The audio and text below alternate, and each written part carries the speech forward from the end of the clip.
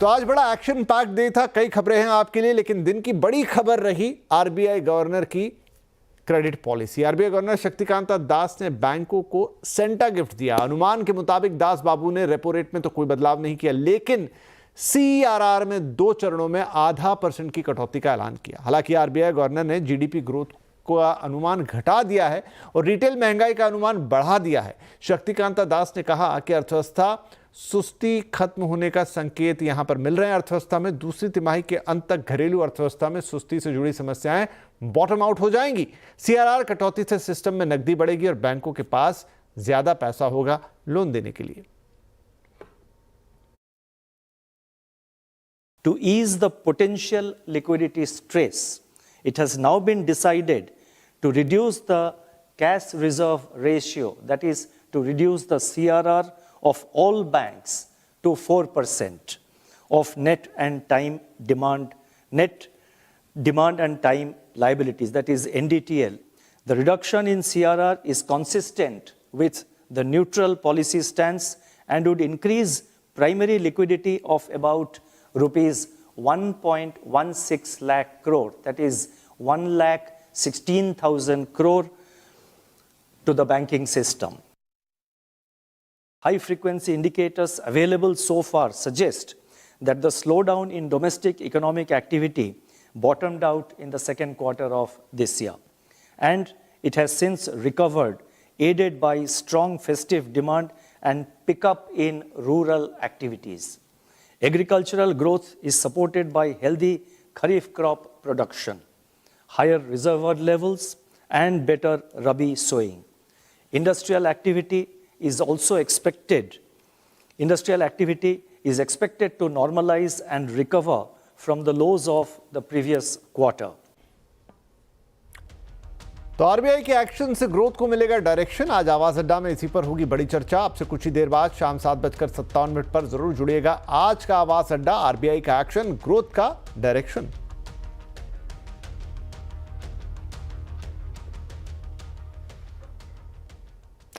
RBI credit policy के बाद आज बाजार सीमित दायरे में रहा। बाजार की 5 दिन की तेजी पर आज ब्रेक लगता दिखा। सेंसेक्स निफ्टी की फ्लैट क्लोजिंग हमने देखी। सेंसेक्स 57 पॉइंट गिरकर 81,709 पर, तो निफ्टी 31 पॉइंट गिरकर 24,678 पर बंद हुआ। हालांकि आज के बाजार में मिड कैप मेटल शेयरों में अच्छी खरीदारी देखी गई।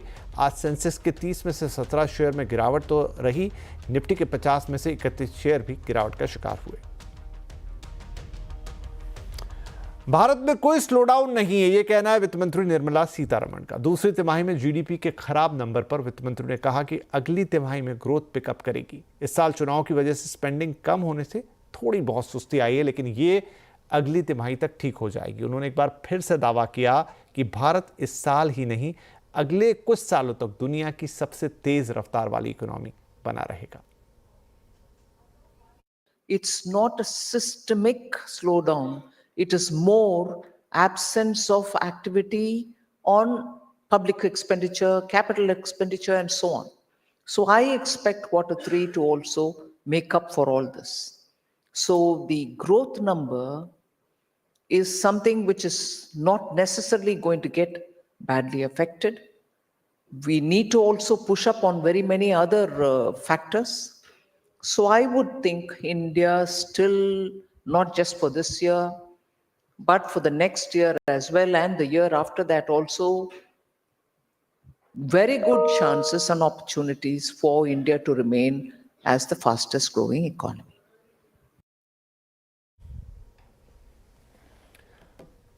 अब बात किसानों की। किसान आज दिल्ली कूच कर रहे थे, मगर अब खबर आ रही है कि शंभू बॉर्डर पर किसान और पुलिस के बीच में झड़प के बाद अब किसान पीछे हट गए हैं। झड़प में कुछ किसानों के घायल होने की भी खबर है और किसान नेता का कहना है कि अगर केंद्र सरकार बात करेगी तो ठीक है, नहीं तो 8 दिसंबर को फिर से किसानों का जत्था दिल्ली कूच करेगा।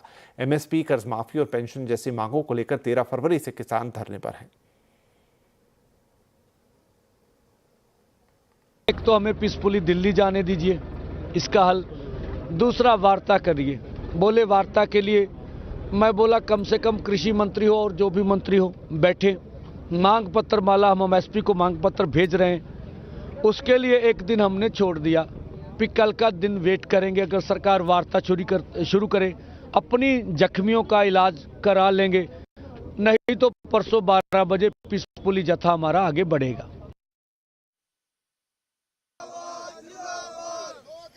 वहीं संसद में कृषि मंत्री शिवराज सिंह चौहान ने भी किसानों और एमएसपी पर बातें कही। उन्होंने कहा कि एमएसपी पर फसल खरीदना मोदी सरकार की गारंटी है। उन्होंने ये भी बताया कि मोदी सरकार में एमएसपी को बढ़ाया गया है। एमएसपी बढ़ाने का काम इस सरकार ने किया है। मैं विद्वान सदस्य को यह ध्यान दिलाना चाहूंगा, 2014 तक 19 तक जो एमएसपी तय की जाती थी उसमें लागत पर 50% जोड़कर तय की जाती थी। 2019 में प्रधानमंत्री नरेंद्र मोदी जी की सरकार ने ही यह फैसला किया कि लागत पर 50% प्रॉफिट जोड़कर एमएसपी की दरें तय की जाएगी। माननीय सभापति महोदय, मैं उदाहरण दे सकता हूं, जब उधर की सरकार थी तब एमएसपी A2+FL नहीं दिया जाता था। मेरे पास रिकॉर्ड है पूरा, कभी भी 50% से ज्यादा लागत पर इन्होंने लाभ नहीं दिया। लेकिन हम कटिबद्ध हैं, प्रतिबद्ध है कि कम से कम 50% ज्यादा लाभ देकर किसान की फसलें हम खरीदेंगे। मैं माननीय सदस्य को आश्वस्त करना चाहता हूं, किसान का कल्याण हमारी प्रतिबद्धता है। राज्यसभा में कैश मिलने पर सियासी संग्राम मचा हुआ है। सभापति ने अभिषेक मनु सिंघवी की बेंच से कैश मिलने की बात कही है। सभापति जगदीप धनखड़ ने कहा कि सीट नंबर 222 से नोटों का बंडल मिला है। यह सीट तेलंगाना से सांसद अभिषेक मनु सिंघवी को अलॉट की गई है। सुरक्षा कर्मियों को जांच के दौरान नोटों का यह बंडल मिला। उन्होंने कहा कि मामला गंभीर है, इसलिए इसकी जांच कराई जा रही है। वहीं अभिषेक मनु सिंघवी ने पूरे मामले पर हैरानी जताई है। उन्होंने कहा कि वो सिर्फ 500 रुपए का नोट लेकर संसद जाते हैं। पूरे मामले में सच जानना जरूरी है और इसीलिए इसकी गंभीरता से जांच होनी चाहिए। Apparently, denomination is 500 rupees. Word appears to be physically of 100 notes, but all these are subject to serious investigation, and I'm sure no one should be opposed to an investigation because इधर इस मामले को लेकर कांग्रेस और BJP में भी वार पलटवार शुरू हो गया है। नड्डा और दूसरे बीजेपी नेताओं ने इशारों में कांग्रेस पर निशाना साधा, तो खरगे ने सामने से मोर्चा संभाला और करारा जवाब दिया। मैं कल फॉर्चुनेटली या अनफॉर्चुनेटली 3 मिनट के लिए आया था सदन में 12:97 पे और 12:57 पे और 1 बजे उठ गया था हाउस। मैंने लंच लिया अयोध्या रामी रेड्डी जी के साथ और वापस कोर्ट चला गया था। और मैं समझता हूँ कि मुझे वहाँ रख के छोड़ के जाना, ये इतनी एक हास्यास्पद चीज़ है। अगर ये गंभीर नहीं होती तो मैं इसको हास्यास्पद समझता। लेकिन एक और मूल बात है, हर चीज़ में राजनीति करना, हर चीज़ में आक्षेप प्रत्यारोप आरोप करना, मैं समझता हूँ हमारे पूरे सिस्टम को नीचे दिखाता है। महाराष्ट्र में कल देवेंद्र फडणवीस ने 18वें मुख्यमंत्री के तौर पर शपथ ले ली है। साथ ही एकनाथ शिंदे और अजीत पवार ने भी उप मुख्यमंत्री पद की शपथ ली है। अब महाराष्ट्र सरकार का कैबिनेट विस्तार होना है। सूत्रों का दावा है कि भाजपा के कोटे में 20, शिंदे के पास 13 और अजीत पवार के कोटे में 10 मंत्री पद जा रहे हैं। इसके साथ साथ सूत्रों का ये भी कहना है कि भाजपा गृह मंत्रालय अपने पास ही रखेगी। खबर पर और जानकारी के लिए हमारे साथ जुड़ रहे हैं हमारे संवाददाता विवेक गुप्ता। विवेक, का क्या डिटेल्स हैं, किसको कौन सा मंत्रालय मिलने जा रहा है? देखिए, जहाँ तक गृह मंत्रालय की बात है तो ये माना जा रहा है कि बीजेपी गृह मंत्रालय अपने पास ही रखेगी। और जिस तरह से अगर हम बैकग्राउंड की बात करें, जब देवेंद्र फडणवीस 2014 से 2019 तक सीएम थे तब भी गृह मंत्रालय उन्होंने अपने पास रखा। पिछली सरकार में भी जब 2.5 साल देवेंद्र फडणवीस डिप्टी सीएम बने रहे तब भी गृह मंत्रालय उन्होंने अपने साथ रखा। और इस बार तो महायुति में बीजेपी प्रचंड जीत के साथ नंबर 1 पार्टी बनी है, इसलिए उम्मीद जताई जा रही है कि और ये बीजेपी दावा भी कर रही है कि वो गृह मंत्रालय अपने पास ही रखेगी। बीजेपी किसी भी हाल में गृह मंत्रालय किसी और के साथ यानी कि अपने सहयोगी दल के साथ कॉम्प्रोमाइज़ नहीं करना चाहती है। हाँ, ये ज़रूरी है कि जो दूसरे बड़े पोर्टफोलियो हैं वो महायुति में वो डिस्ट्रीब्यूट हो चुके हैं, ऐसी सूत्रों से जानकारी मिल रही है। पीडब्ल्यूडी और यूडी यानी कि urban development Eknath Shinde camp को मिलने की जानकारी मिल रही है। वहीं दूसरी तरफ जो फाइनेंस डिपार्टमेंट है वो अजीत पवार एनसीपी गुट को मिलने की जानकारी मिल रही है। सूत्रों से ये भी पता चल रहा है कि अजीत पवार खुद वित्त मंत्रालय अपने पास रखेंगे। उसमें उन्होंने ये भी कंडीशन रखी है कि जो पुणे के जो गार्डन मिनिस्टर है वो भी उन्हें मिलना चाहिए। तो जो बड़े बड़े पोर्टफोलियो हैं उनमें सारी बातों पर लगभग जो ब्लूप्रिंट है वो तैयार हो चुका है। हालांकि बीजेपी इस बार नंबर 1 पार्टी रही है, इसलिए सूत्रों से जानकारी मिल रही है कि बीजेपी अपने पास से 20 से 22 जो बड़े पोर्टफोलियो है वो अपने पास रखेगी। शिंदे कैंप 10 से 12 पोर्टफोलियो अपने पास रखेंगे और वहीं अजीत पवार एनसीपी को 8 से 10 पोर्टफोलियो मिल सकते हैं। महाराष्ट्र में फडणवीस एक बार फिर सीएम बन गए हैं। उनकी ये वापसी काफी खास मानी जा रही है। सहयोगी अमीश देवगन के साथ खास बातचीत में फडणवीस ने इस संघर्ष और सफलता के बारे में अपनी बातें रखी।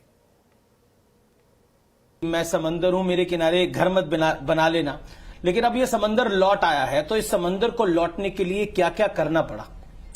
मैं ऐसा मानता हूं कि पिछले 5 साल ये बहुत संघर्ष के रहे, क्योंकि जिस समय मैंडेट मिलने के बावजूद जी उद्धव ठाकरे जी की शिवसेना ने हमारा साथ छोड़कर कांग्रेस और शरद पवार जी का दामन थामा और उसके बाद 2.5 साल एक सरकार चली, बहुत ही बदले की भावना से चली।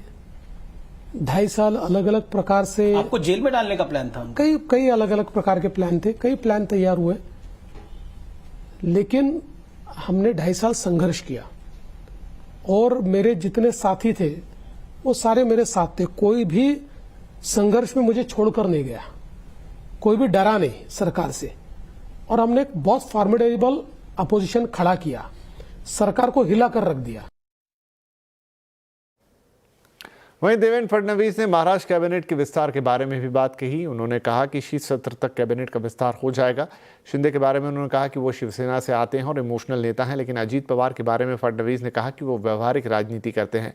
कैबिनेट विस्तार को लेकर फडणवीस के मन में क्या है, ये भी सुनिए। लेकिन उधर तो आपने जवाब दे दिया, आपने बोला अभिमन्यु की तरह आपने चक्रव्यूह भेज लिया। ये जो विभागों वाला चक्रव्यूह है, किसको कौन सा विभाग मिलेगा? शिंदे जी गृह विभाग चाहते हैं और साथ साथ स्पीकर का पद भी चाहते हैं, क्या कहना चाहते हैं आप? ऐसा कोई चीज उन्होंने कही नहीं है, ये सारी मीडिया में ही चल रहा है। देखिए, किसको कौन सा विभाग मिलना चाहिए इस पर बैठकर हम लोग फैसला कर लेंगे, कोई प्रॉब्लम नहीं है। गृह मंत्रालय को लेकर? देखिए, गृह मंत्रालय हो, अर्बन डेवलपमेंट हो, फाइनेंस विभाग हो, रेवेन्यू विभाग हो, जितने प्रमुख विभाग है ठीक से हम लोग उसको। पिछली सरकार में आप गृह विभाग देखते थे, इसलिए मैं पूछ रहा हूं। नहीं, मैंने पिछले समय 5 साल मेरे पास था, उसके बाद 2.5 साल भी मेरे पास था, लेकिन सवाल कौन सा विभाग किसके पास रहेगा ये नहीं है। सरकार ठीक से चले, इसलिए इसका ठीक मुझे ऐसा लगता है बंटवारा करना चाहिए, वो हम करेंगे। वहीं इस इंटरव्यू में अमीश देवगन ने प्रधानमंत्री मोदी और देवेंद्र फडणवीस के आपसी तालमेल पर भी बातचीत की। प्रधानमंत्री ने एक लोकसभा चुनावों में न्यूज 18 को इंटरव्यू दिया था और उस इंटरव्यू में प्रधानमंत्री मोदी ने आपकी तारीफ करी थी, कहा कि एक तरह से डिप्टी सीएम पद लेना उस समय देवेंद्र फडणवीस के लिए बहुत बड़ी बात थी, लेकिन महाराष्ट्र के लिए हमने ये किया। आप क्या कहते, उसके बारे में आप क्या कहना चाहते हैं? देखिए, मैं तो ऐसा मानता हूं कि मेरे मन में ये शंका थी, क्या मैं डिप्टी सीएम का पद लूं या न लूं। मोदी जी से मेरी बात हुई, उन्होंने जो बात मुझे कही उसके बाद मेरे मन में रत्ती भर। क्या कहा था? जो भी उन्होंने कहा था वो तो हमारा आपस का संवाद है जी, पर रत्ती भर भी मेरे मन में शंका नहीं रही। और उसके 1 महीने बाद ही मैंने ये रियलाइज किया कि मोदी जी कहते थे वो सही था, ये पद लेना बिल्कुल जरूरी था, पार्टी के लिए आवश्यक था। और सबसे बड़ी बात, मुझे जो उस समय डर सताता था कि लोग क्या कहेंगे कि भाई ये पद के लिए कितना लालची आदमी है, कि अभी मुख्यमंत्री था फिर डिप्टी सीएम बन गया। लेकिन जिस प्रकार से देश भर के कार्यकर्ताओं ने, नेताओं ने स्वागत किया और जिस प्रकार का ट्वीट, आप उस समय का मोदी जी का ट्वीट देखिए। बिल्कुल देखा मैंने। एक छोटे से कार्यकर्ताओं को किस कद पर मोदी जी ले जाते हैं, ये उस ट्वीट के माध्यम से हमने देखा। तो मुझे लगता है कि उसके बाद मेरा कॉन्फिडेंस इतना बढ़ा, शायद मैं ऐसा मानता हूं कि मुख्यमंत्री बन जाता तब भी इतना प्रेज मुझे नहीं मिलता हमारे कार्यकर्ताओं की ओर से, नेताओं की ओर से, जितना डिप्टी सीएम बनने के बाद मिला। जी, लेकिन 2019 में जब आपने इस्तीफा दिया था तब मन में भावना क्या थी? क्योंकि मैंडेट आपके पक्ष में आया था क्योंकि मैंने वो चुनावी रैली उद्धव ठाकरे जी की भी देखी थी, इसमें मोदी जी की होर्डिंग होती थी और प्रधानमंत्री बोलते थे दिल्ली में नरेंद्र है और महाराष्ट्र में देवेंद्र होगा, लेकिन उसके बाद इतना बड़ा हो गया। जब आप रिजाइन दे रहे थे और अब जब आप 2024 में शपथ ले रहे थे तो वो मन में थॉट क्या आया था? क्योंकि वो जो थॉट है वो आपके कार्यकर्ताओं के लिए तो प्रेरणा होगा, लेकिन हर उस व्यक्ति के लिए प्रेरणा होगा जो कि कभी कभार एक मायूसी देखता है, क्योंकि जीवन में उतार चढ़ाव तो आता ही है। 2019 में जब इस्तीफा दिया तो मुझे दुख था, और दुख इस बात का ज्यादा था कि उद्धव जी ने चर्चा ही नहीं की। इसका दुख मुझे ज्यादा था, क्योंकि आप 5 साल साथ में काम करते हो तो एक रिलेशन बनता है, व्यक्तिगत इमोशनल आपका कनेक्ट होता है, तो वो एक कनेक्ट उनके साथ मेरा काफी अच्छा हुआ था। तो जब उन्होंने बातचीत ही नहीं की या फोन भी नहीं लिया तो निश्चित रूप से बहुत दुख हुआ था मुझे। लेकिन इवेंचुअली मैं ऐसा मानता हूं कि 2022 में सरकार बदली, और जब मैंने उप मुख्यमंत्री की शपथ ली और शिंदे जी ने मुख्यमंत्री की शपथ ली, मुझे लगता है उस दिन मेरा दुख पूरा समाप्त हो गया। ये तो अभी बोनस है जी, यानी मेरा दुख कोई मुख्यमंत्री पद के लिए नहीं था। मेरे मन में यह था कि भाई जिस प्रकार से विश्वासघात हुआ है, धोखा हुआ है, इसका जवाब मिलना चाहिए। उद्धव जी ने तब बोला था कि अमित शाह ने वादा किया था उनको कि नहीं, देखिए वो गलत बात है। अमित शाह ने खुद भी उसको डिनाई करा, बिल्कुल गलत बात है। अब कुछ अंतर्राष्ट्रीय खबरें। भारत और बांग्लादेश में बढ़ते तनाव के बीच भारत ने फैसला किया है कि विदेश सचिव विक्रम मिस्री ढाका जाएंगे। विदेश सचिव वहां पर बांग्लादेश के विदेश सचिव से बातचीत करेंगे। इसमें भारत और बांग्लादेश की दोस्ती पर बातचीत होगी। विदेश मंत्रालय ने कहा कि 9 जनवरी को विदेश सचिव जाएंगे। बांग्लादेश में सियासी उठक पटक, शेख हसीना के भारत आने और हिंदुओं के खिलाफ हिंसा को लेकर ये यात्रा काफ़ी अहम मानी जा रही है। आज बांग्लादेश ने अगरतला, कोलकाता से अपने राजनयिकों को वापस बुला लिया है। हाल में दोनों देशों के संबंध काफ़ी बिगड़ गए हैं और ऐसे में इसे पटरी पर लाना काफ़ी चुनौतीपूर्ण काम है। विक्रम मिस्री के ढाका यात्रा को इसलिए काफ़ी अहम माना जा रहा है।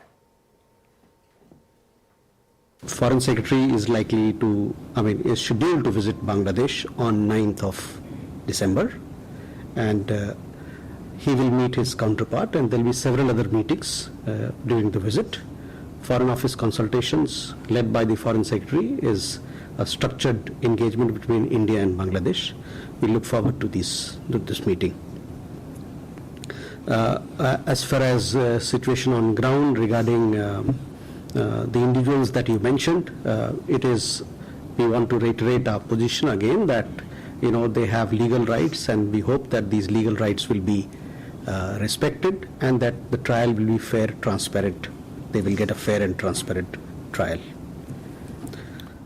वित्त मंत्री की प्री बजट मीटिंग शुरू हो गई है। आज इकोनॉमिस्ट से वित्त मंत्री ने मुलाकात की। अश्विनी महाजन ने कहा कि निवेश को बढ़ाने और फूड इन्फ्लेशन को काबू करने के लिए इकोनॉमिस्ट ने अपना सुझाव दिया है। इसके अलावा कृषि के विकास, फिस्कल कंसोलिडेशन पर भी बातचीत हुई। साथ ही पूरे देश के लिए एक मैन्युफैक्चरिंग पॉलिसी बनाने का सुझाव दिया गया। इकोनॉमिस्ट ने डिमांड बढ़ाने के लिए इनकम टैक्स और कॉर्पोरेट टैक्स कम करने का भी सुझाव दिया। सभी अर्थशास्त्रियों ने निवेश को बढ़ाए जाने के लिए क्या क्या प्रयास हो सकते हैं उनके बारे में बात की। देश में जो फूड इन्फ्लेशन है उसको लेकर के क्या क्या सुझाव हो सकते हैं उस पर बातचीत हुई। क्लाइमेट चेंज के संदर्भ में जो हम क्या क्या बजट में क्या क्या प्रावधान आ सकते हैं उनके बारे में बातचीत हुई। फिस्कल कंसोलिडेशन के संदर्भ में भी दोनों प्रकार के व्यू पॉइंट्स आए कि फिस्कल कंसोलिडेशन होना चाहिए, ज़्यादा होना चाहिए। ये भी आया कि उसको अभी शिथिल भी किया जा सकता है वर्तमान परिस्थितियों को देखते हुए। और कृषि के विकास को लेकर के एक बात आई। तो एक महत्वपूर्ण बात इसमें ये भी रही कि देश में मैन्युफैक्चरिंग पॉलिसी की आवश्यकता है और इसके बारे में सभी अर्थशास्त्री लगभग एक मत थे कि देश में एक इंडस्ट्रियल पॉलिसी, एक मैन्युफैक्चरिंग पॉलिसी का होना जरूरी है। तो चलिए इस प्री बजट मीटिंग पे थोड़ी और चर्चा करते हैं। हमारे साथ हमारे economic policy editor Lakshman Roy. तो लक्ष्मण, आज से प्री बजट मीटिंग्स शुरू हो गई हैं। पहली मीटिंग देश के अर्थशास्त्रियों के साथ थी, आगे और भी कई मीटिंग्स होंगी इंडस्ट्री और तमाम लोगों के साथ। तो आज एक तो क्या अहम मुद्दा रहा और इस बार इस मीटिंग के लिहाज से देखें तो बजट का फोकस क्या होता दिखेगा? देखिए, दरअसल ये जो बजट पेश किया जाना है और बजट पेश करने से पहले जो लोगों से सलाह मशविरा का दौर शुरू हुआ है, ये एक खास परिस्थिति में शुरू हुआ है। ऐसे समय में शुरू हुआ है जब जीडीपी ग्रोथ का जो आंकड़ा है वो अनुमान से काफ़ी ज़्यादा नीचे है।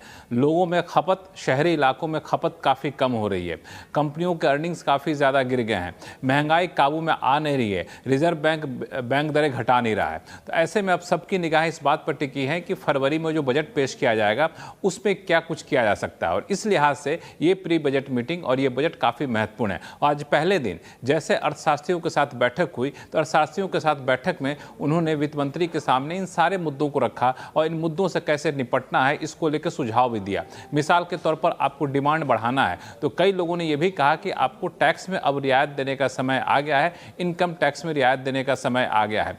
मैन्युफैक्चरिंग सेक्टर जहां से रोजगार की समस्या को दूर किया जा सकता है उसके लिए खास पॉलिसी जो प्रोडक्शन लिंक्ड इंसेंटिव स्कीम अलग अलग सेगमेंट के लिए है वो पूरे मैन्युफैक्चरिंग सेक्टर के लिए निकल कर सामने आए, उसके लिए आपको अलग से स्कीम लानी चाहिए। निवेश बढ़ाने के लिए खास मुहिम चलानी होगी। तो इस तरह के कई सुझाव निकल करके आए। सप्लाई साइड एक चुनौती सरकार के सामने हमेशा से रही है, उस सप्लाई साइड मैनेजमेंट को कैसे बेहतर किया जाए इसके भी सुझाव निकल करके यहाँ पर आए। और इन सब के अलावा खासतौर से फूड इन्फ्लेशन पर काबू पाने के लिए, एग्रीकल्चर को बढ़ावा देने के लिए भी कई सुझाव निकल कर आए। और इस बैठक में आप देखें तो देश के जाने माने अर्थशास्त्री शामिल थे। Samiran Chakraborty chief economist Citi group के, Gaura Sen Gupta chief economist IDFC first bank के, Namrata Mittal chief economist SBI mutual fund के। तो इस तरह के लोग इसमें आए थे। अब ये बैठकों का सिलसिला लगातार जारी रहेगा और 30 दिसंबर तक चलने वाला है। आज तो अर्थशास्त्रियों के साथ बैठक हुई, 7 दिसंबर को यानी कि कल एक दूसरी बैठक होनी है जिसमें किसान एग्री एक्सपर्ट के साथ पहले दौर की बैठक होगी, MSME के साथ दूसरे दौर की बैठक होगी। फिर इसके अलावा 26 दिसंबर को बैठक होगी जो ट्रेड एंड सर्विस सेक्टर के प्रतिनिधि मिलेंगे। 27 दिसंबर को ट्रेड यूनियन के प्रतिनिधि मिलेंगे, कैपिटल मार्केट, फाइनेंशियल मार्केट के लोग मिलेंगे। 28 दिसंबर को सबसे महत्वपूर्ण बैठक होगी जब इंफ्रास्ट्रक्चर, एनर्जी और अर्बन सेक्टर के साथ बैठक होने वाली है। और आखिरी बैठक 30 दिसंबर को होगी जब इंडस्ट्री और सोशल सेक्टर के साथ वित्त मंत्री सलाह मशविरा करेंगी। और इस सलाह मशविरा के बाद जो आखिरी मसौदा निकल कर आएगा उसकी झलक आपको 1 फरवरी को पेश होने वाले बजट में देखने को मिल सकती है। जी लक्ष्मण, बहुत शुक्रिया इस अपडेट के लिए। तो अलग अलग बैठकों का दौर अभी चलने वाला है और 30 दिसंबर तक ये अलग अलग बैठकें चलेंगी और उसके बाद इन बैठकों का जो भी इनपुट होगा, जो भी सुझाव दिए जाएंगे उनको सरकार विचार करेगी, वित्त मंत्री विचार करेंगी कि किस हद तक का बजट में उससे डायरेक्शन लेनी है, उनको शामिल करना है और फिर 1 फरवरी को आप और हम देश का बजट देखेंगे। बहुत शुक्रिया लक्ष्मण इस अपडेट के लिए। आगे बढ़ते हैं। लैब में बनाए गए डायमंड की पहचान अब आसान होगी। सरकार लैब ग्रोन डायमंड की पहचान आसान करने के लिए गाइडलाइंस लाने की तैयारियां कर रही है। इस पर कंज्यूमर अफेयर सेक्रेटरी निधि खरे से बातचीत की है हमारे सहयोगी असीम मनचंदा ने। हमारे साथ इस वक्त कंज्यूमर अफेयर सेक्रेटरी निधि खरे। मैम, सबसे पहले तो लैब ग्रोन डायमंड को लेकर के एक फ्रेमवर्क बनाने पर आप काम कर रहे हैं, क्या इरादा है, कब तक ये फ्रेमवर्क बनकर तैयार होगा?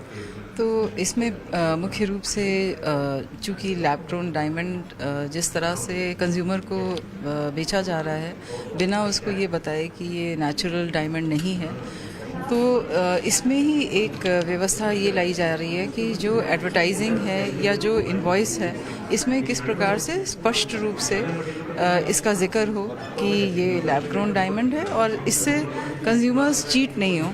और कंज्यूमर्स को भी ध्यान रखना चाहिए कि जब भी वो डायमंड खरीदें तो वो स्पेसिफिकली इस बात को जानने का प्रयास करें कि वो नेचुरल डायमंड है या लैब ग्रोन डायमंड्स हैं। ये फ्रेमवर्क हम कब तक देख सकते हैं कि आएगा ये? इस पर कार्य चल रहा है, सभी स्टेक होल्डर्स से इस पर चर्चा की जा रही है और जल्दी ही इस पर एक फ्रेमवर्क आएगा।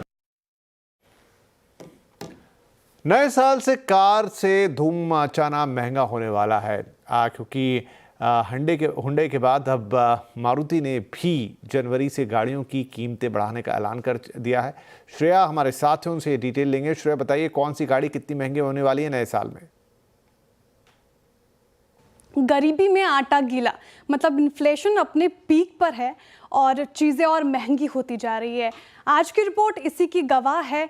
ऑटोमोबाइल सेक्टर के 2 दिग्गजों ने अपने व्हीकल के दामों में इजाफा कर दिया है। मारुति ने और हुंडई ने अपनी व्हीकल्स की कीमतों में इजाफा किया है। शुरुआत हुंडई ने की थी लेकिन आज मारुति ने भी ये ऐलान कर दिया है कि उनके व्हीकल्स में 4% की बढ़ोतरी हो सकती है जनवरी 2025 से। तो नई साल से गाड़ियां महंगे होने वाली है। हुंडई ने भी कल रिपोर्ट निकाली थी और हुंडई ने 25,000 तक का ये इजाफा किया है। मतलब उनके मॉडल्स अब 25,000 ज़्यादा देना पड़ेगा आपको उनके मॉडल्स खरीदने में, और गाड़ियों के अनुसार ये मॉडल्स के अनुसार ये बढ़ोतरी हो सकती है।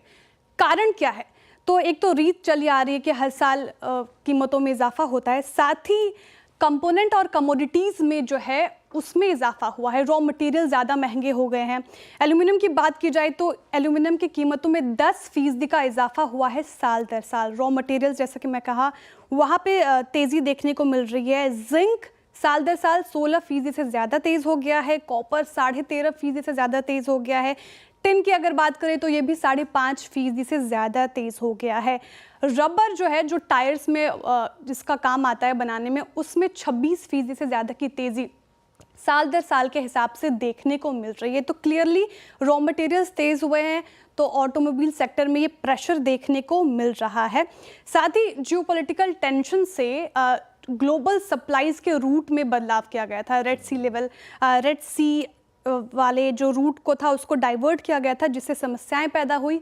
तो इससे भी कंटेनर्स के दाम बढ़े हैं। तो टोटल इम्पैक्ट ऑटोमोबाइल सेक्टर पर देखने को मिला है। लेकिन जाहिर सी बात है महंगाई का और एक झटका आम जनता को लगा है।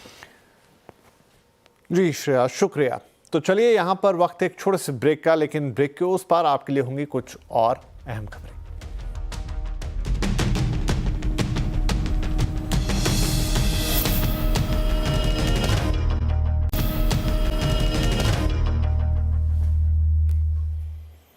Welcome back. आप देख रहे हैं आवाज समाचार और आप कुछ और खबरें। 90 के दशक की टॉप एक्ट्रेस ममता कुलकर्णी भारत वापस लौट आई हैं और भारत लौटते ही उन्होंने धमाका मचा दिया है। ममता ने 2002 में फिल्म इंडस्ट्री को अलविदा कह दिया था।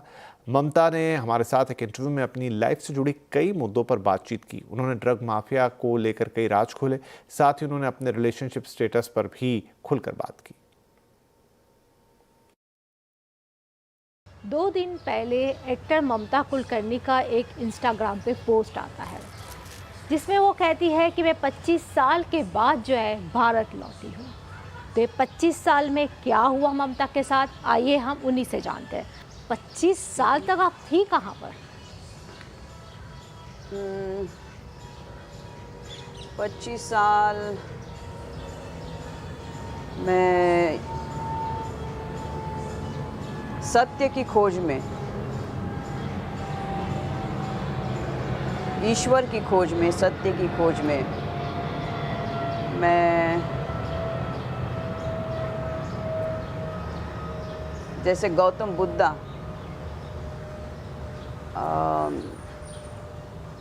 अपने राजमहल से निकल के सत्य की खोज के लिए निकले थे, मैं वैसे ही उसी खोज के लिए निकली थी मैं।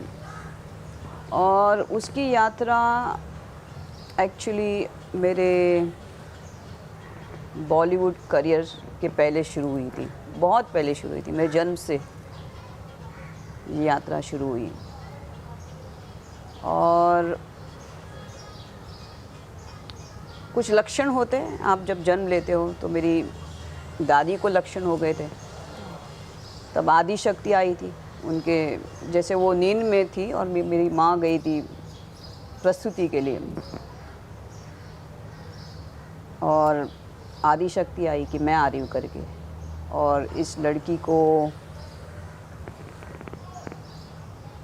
मेरा नाम देना, और कान में मेरा नाम पद्मावती ऐसा पड़ा। लेकिन जब मेरा जन्म हुआ तो जो हम लोग बोलते हैं ना समर में वो जो होता है सब, तो समर पिंपल्स, बॉइल्स जैसे हम बोलते हैं, तो मेरे सब फेस पे आ गए थे। तो मम्मी ने कहा इसका भी नाम हम रानी लगते हैं। और क्या हो गया मालूम में, जब मेरा जन्म हुआ तो मेरे पूरे बाल ना ऑरेंज थे और इसी थी मैं। तो वो नर्स भी देख के चौंक गई कि ये लड़की ऐसी दिख रही है, तो उसने पूरे हॉस्पिटल को मेरे को घुमा दिया कि लड़की देखी क्या ऐसी, ऐसी लड़की देखी क्या, ऐसा कलर है ना, ऐसा पूरा मेरे बाल थे। तो मम्मी ने मेरा नाम रानी रख दिया, बिकॉज हमारे में 12 दिन में कुछ वो नेम सेरेमनी होता है। तो अभी नेम सेरेमनी नहीं रख सकते, सब boil boil boil boil boil, तो मम्मी ने बोला रानी, और वो ही नाम मेरा पूरा जीवन भर पड़ गया। सब बिल्डिंग में, सब आजू बाजू, ये राणी, ये राणी, राणी, ये राणी, काय ग राणी, तुझा राजा कुठे, तुला राजा काय ग राणी ग, तुझ्या राजाचं नाव काय ग, तुझा राजा कधी येणार ग. तर मी आईला म्हणायची काय गाळी, म्हटलं का तुम्हाला कोणा काय भलतं नाव नाही माझं भेटलं का, राणी राणी काय राणी राणी, सगळे मला चिडवतं, राजा कुठे, हे राणीचं राजा कुठे ग, तर राजा कुठे ग, असं म्हणायचं. Then afterwards my name, they did a proper name ceremony, बारसं आणि ते ठेवलं. And my name was kept as Padmavati in the year. And at the age of, I started seeing many things from the childhood. जैसे म्हणतात ना, everybody is, काफ़ी चीज़ें हो गई, मैं भी नहीं बोल सकती वो कभी जीवन में उसकी मैं किताब या और विस्तार से मुझे बताना है तो काफ़ी चीज़ें हो गई.